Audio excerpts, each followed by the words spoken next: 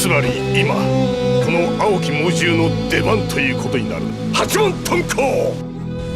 夢の中へ連れて行く。 How's it going, everybody? AnimeScale here, and welcome to today's video. So before starting, you'll see that the tiers from the high Kage level onwards have been raised in order to make this scale comparable to the One Piece one, and have more enjoyable and reasonable comparison between these two franchises. Now with this said, let's start off with the comparison. So when it comes to characters like Guy and Obito, they only have very short flashbacks about their days in the academy, and that's why we're starting off this list with the first stages of the CHUNIN exams, where Obito and Guy faced each other. Unfortunately, this fight was off-screen, but we can assume that Guy won with low difficulty, since he apparently didn't take off his weights or open the gates. Moving on to Sharingan Obito. After awakening his dojutsu straight up to the second Tomoe, he managed to end up killing a rock village Jonin, which is definitely not something any ordinary Chunin is supposed to manage. Now, to be fair, this sudden power-up did come as a surprise. It's possible this tipped this fight over the edge, but it's still a pretty big feat. I scale this Obito at the low Jonin level, and he'd have a pretty good chance against this version of Guy. And when I say this version, I mean base form or weightless at best. If he could open the fourth gate of pain like Rock Lee did against Gaara, Guy would win against this Obito. Base Guy is a little weird to scale. On one hand, him showing up was enough to make Itachi tell Kisame to nope out of the Leaf Village in part 1. Then in part 2, Guy couldn't even beat a 30% clone of Kisame without opening the gates. Still, the one thing we can say is that he would still absolutely demolish this version of Obito.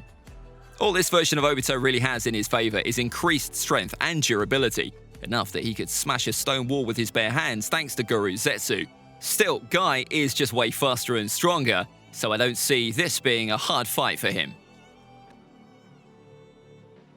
This is an interesting fight, mostly because Obito isn't nearly good enough with Kamui yet to make this fight a joke.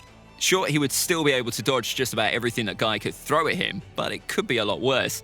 During the war, base form Guy did react to a much stronger version of Obito a few times, but this was in a 3-on-1 fight with Kakashi and Naruto, and Obito literally only cared about capturing Naruto, and Guy was just an inconvenience.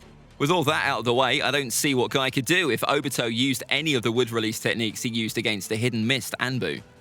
By the time Guy would figure out how Kamui works, it would already be too late. This Obito was bloodlusted and wouldn't give Guy the time to understand his ability.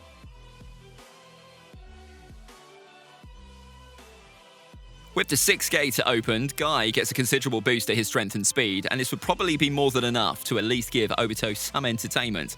We're not going to take into consideration that this Obito was controlling the Nine Tails, because that would just be silly.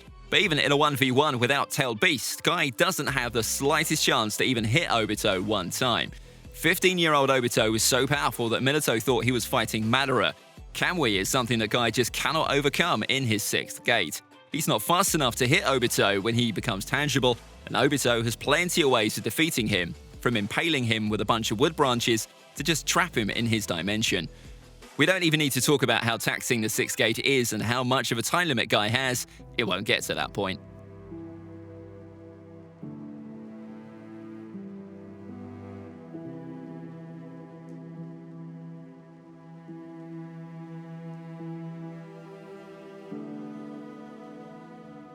Guy in his 7th gate is actually ridiculous. He more or less literally one-shotted Kisame, and an Hiradora like this one would deal considerable damage to Obito. Remember that in this fight, Guy didn't want to kill Kisame as he wanted to interrogate him after the battle, so this wasn't probably a full-power Hiradora. But is Guy ever hitting Obito with Hiradora? The answer is quite obvious. I mean, in the Kage Summit, we've seen Obito effortlessly dodge a full-speed attack from the 4th Raikage. And in the series, it's never hinted or stated that Guy is faster than someone as fast as a Raikage. They are on the same league, but you can't argue 7th gate Guy is faster. So Obito would still be able to phase through every attack until Guy gets exhausted, since the 7th gate has an even stricter time limit than the 6th. There's just no way for Guy to win here. There was no way for Guy to win against Obito when he just had a Mangekyo, and giving him a Rinnegan definitely does not make his chances any better. This Obito has so many different ways to kill Guy, I don't even know where to start. He has access to 6-tailed beasts, so he could just throw them at Guy until he wears out. He has the Gedo statue's Phantom Dragons, and if one of these touches Guy, it's game over. There are all the different paths to pain, one of which would literally let Obito rip Guy's soul out. There's the fact that this version of Guy probably isn't even getting close to Obito if he uses Shinra Tensei, letting him keep Guy at a distance while he tires himself out. Then there's the classic leave Guy in the Can We Dimension strategy that doesn't have any counters at all. Yup, this version of Guy is even less of a chance than he did before.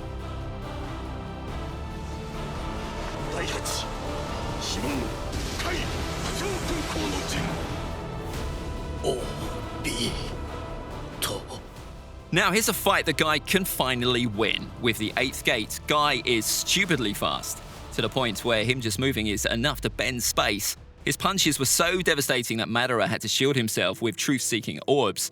There's also 2 big factors really pushing this fight in Guy's favor. 1, Obito can't use Kamui. Without Kamui, Guy can finally put his ridiculous destructive abilities to good use and actually start landing some solid hits, all of which could do crazy damage. Second, this version of Obito is barely hanging on to sanity. He can't exactly use all of the powers he has efficiently. Even unstable, Jubito does have one thing that could make him win: truth-seeking orbs. Getting hit by just one of these will be an instant one-shot, but I don't see this version of Obito having the brains to actually land a hit, since 8 Gates Guy is insanely fast. Guy could absolutely tear this Obito apart before he stabilizes. I know some people are going to bring up Obito's regenerative powers, but those are weaker than someone like Jubidara, since Obito had a much weaker version of the 10 Tails inside him. Guy wins with mid to high difficulty here. This is the most interesting fight, and is probably going to be the most controversial.